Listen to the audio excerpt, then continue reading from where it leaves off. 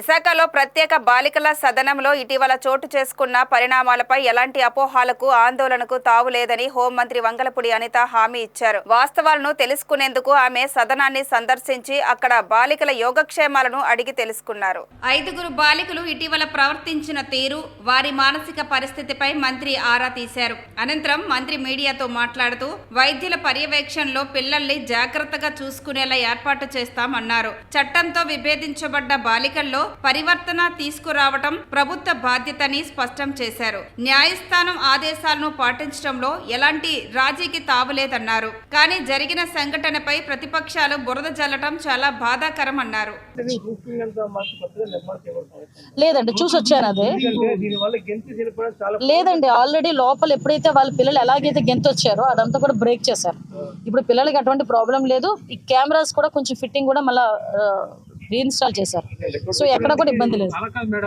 నెల్లూరు జిల్లా jail superintendent Rajarao అని ఎవరైతే సూపరింటెండెంట్ ఖైదీలకి బయట వసతులు కావాలంటే డబ్బులు తీసుకుని ఫోన్ పే ద్వారా తీసుకుంటారు. ఆడియో బయట డెఫినెట్ గా అలాంటి పరిస్థితి ఉంటే మొన్న చూసారండి, వైజాగ్ లోనే ఒక సూపరింటెండెంట్ ఎలా చేశారంటేనే ఇమీడియట్ గా మేము సస్పెండ్ చేసి ఇంట్లో కూర్చోం. సో అటువంటి పరిస్థితులు. ఇప్పుడు విషయం ఏంటంటే వ్యవస్థ, నేను ప్రతిసారి చెప్పడం కాదు కానీ డిస్టర్బ్ అయిపోయింది మొత్తం వ్యవస్థ అంతా. దీన్ని స్టిమ్యులేషన్లో పెట్టడానికి కొంచెం టైం మాకు పడుతుంది. ఇలాంటి సిచ్యువేషన్స్ ఎక్కడైనా ఉన్నా కూడా ఇమీడియట్గా మేము రెస్పాండ్ అవుతున్నాం, ఇమీడియట్గా వాళ్ళ మీద చర్యలు తీసుకుంటున్నాం. అటువంటి ఫర్దర్గా జరగకుండా కూడా మొత్తం నిఘా యంత్రాంగాన్ని మొత్తం మేము పెడుతున్నాం. సెక్యూరిటీ పరంగా ఇప్పుడు అమ్మాయిలే పైకి జాబ్ చేసి వచ్చారు, బయట నుంచి కూడా లోపలికి వెళ్ళే అవకాశాలు ఉంటాయి కదా, సెక్యూరిటీ ఎలా ఉంది లోపలంతా? నేను చూసి వచ్చానండి. ఫస్ట్ నేను లోపలికి వెళ్ళిన వెంటనే అడిగింది కెమెరాస్. ఇంకో బయట నుంచి కూడా అబ్బాయిలు ఎవరైనా అంటే యాక్చువల్గా ఇది మా పోలీస్ పరిధిలో చంద్రాది యాక్చువల్గా అటువంటి పరిస్థితి లేదు. ఒకవేళ అటువంటి పరిస్థితి ఉన్నా లేదు. ఎగ్జాక్ట్లీ నేను ఒకసారి డిపార్ట్మెంట్ వాళ్ళతో ఆ రోజు నేను సిపి గారితో మాట్లాడడానికి కూడా ఆవశ్యకత అందుకే వచ్చింది. అసలు సెక్యూరిటీ పరంగా చూడండి, ఉమెన్ కానిస్టేబుల్ ఎక్కడైనా మనం పెట్టాలా, అసలు పోలీస్ ప్రొటెక్షన్ ఏమైనా ఉందా లేదా. ఎప్పుడు కూడా నాకు తెలిసి ఐసీడబ్ల్యూ మీరు కూడా పోలీస్ ప్రొటెక్షన్ ఎప్పుడు ఈ డిపార్ట్మెంట్ వాళ్ళు అడగల, అవసరం ఉండదు మాక్సిమం.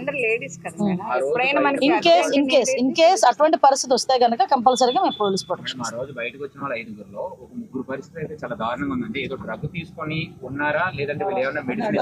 వాళ్ళు యాక్చువల్ గా మెంటల్ గా బాగా కొంచెం డిస్టర్బ్ అయ్యారు. వాళ్ళు డిప్రెషన్ లో ఉంటారు. డిప్రెషన్ లో ఉన్న వాళ్ళ పరిస్థితి లోపల నేను 4-5 మాట్లాడాను. సందర్భంలో మీతో పాటు స్టాఫ్ ఎవరైనా ఉన్నారా మేడం? నేను ఒక్కదాన్ని మాట్లాడాను. ఎందుకంటే గతంలో సిచువేషన్ నో అందుకే నాకు కొన్ని తెలుసు. ఉన్నటువంటి వాతావరణంలో వాళ్ళ స్టాఫ్ ఎవరైనా ఉంటే వాళ్ళు చెప్పుకోవడానికి కూడా ముందుకు రారు. నాకు తెలుసు కదండి. వాళ్ళని బుద్ధి ఇచ్చేస్తారు. లేదు, అందుకే స్టాఫ్ అందరినీ దూరం పెట్టి నేను ఈ మేడం ఇద్దరమే కలిసి కూర్చొని వాళ్ళు ఏం లేదు, మా ఇంటికి పంపించేయండి, మేము వెళ్ళిపోతాం. సో జనరల్ గా ఉన్న ఆలోచనే అది, వాళ్ళకి ఇంటికి పంపించేస్తే వెళ్ళిపోతామని.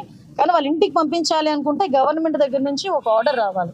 అది గవర్నమెంట్ ఎప్పుడు ఇస్తుందంటే ఆ ఇంటికి వెళ్ళిన తర్వాత వాళ్ళ పేరెంట్స్ అమ్మాయిని బాగానే చూసుకుంటారు, ఆ అమ్మాయికి ఎటువంటి ఇబ్బంది లేదు, ఎటువంటి రిస్క్ రాదు, ఆ అమ్మాయిని ఇంకా మళ్ళా ఫర్దర్గా అమ్మాయికి ఎటువంటి ప్రాబ్లమ్ రాదు అని ఐసీడబ్ల్యూఎస్ వాళ్ళు, ఈ సిడబ్ల్యూఎస్ వాళ్ళు వీళ్ళందరూ కూడా నమ్మితే సంతకం పెడతారు, అప్పుడు వస్తారు. బాలికలు ఈ పైన పెంకులు వేయడం, రోడ్డు మీద వేయడం, కొట్టడం, పిచ్చిగా బిహేవ్ చేశారు మేడం. ఇంటికి వెళ్ళి అలా బిహేవ్ చేయరని గ్యారెంటీ ఏంటి? ఒకవేళ బిహేవ్ చేస్తే పరిస్థితి ఏంటి అంటారు? మళ్ళీ తీసుకొచ్చి ఇక్కడ పెట్టాలి. ఇప్పుడు మేము అందుకేనమ్మా, మేము పరిస్థితి ఏంటంటే నేను చాలా క్లియర్ గా డిపార్ట్మెంట్ వాళ్ళతో మీకు నా సంగతి తెలుసు, ఏది కూడా కూలంకషంగా తెలుసుకోకుండా మీ మీడియా ముందుకే రాను. నేను యాక్చువల్గా డే ఫస్ట్ నుంచి కూడా నాకు మీరే పెట్టారు, నాకు వాట్సాప్ పెడితే చూసి ఇమీడియట్గా కలెక్టర్తో సిపి గారితో మాట్లాడి ఆ రోజు నుంచి కూడా నేను మల్లేశ్వరం మా సిఐ గారు కూడా ఇక్కడ ఆర్లో సిఐ గారు కూడా కంటిన్యూగా ఇక్కడే ఉన్నారు. సో మొత్తం అంతా మానిటరింగ్ చేసుకొని ఇది షార్ట్ అవుట్ అవుతుంది అని అనుకున్నాను. ఎక్కడో ఒకటి చిన్న అప్పుడప్పుడు మళ్ళీ ఈ ప్రెస్లో కూడా రాకుండా అసలు ఏం జరిగిందో నేనే వెళ్ళి చూసొద్దామని చెప్పేసి ఈరోజు నేను రావడం జరిగింది. సో ఎక్కడితో క్లోజ్ అవ్వాలి.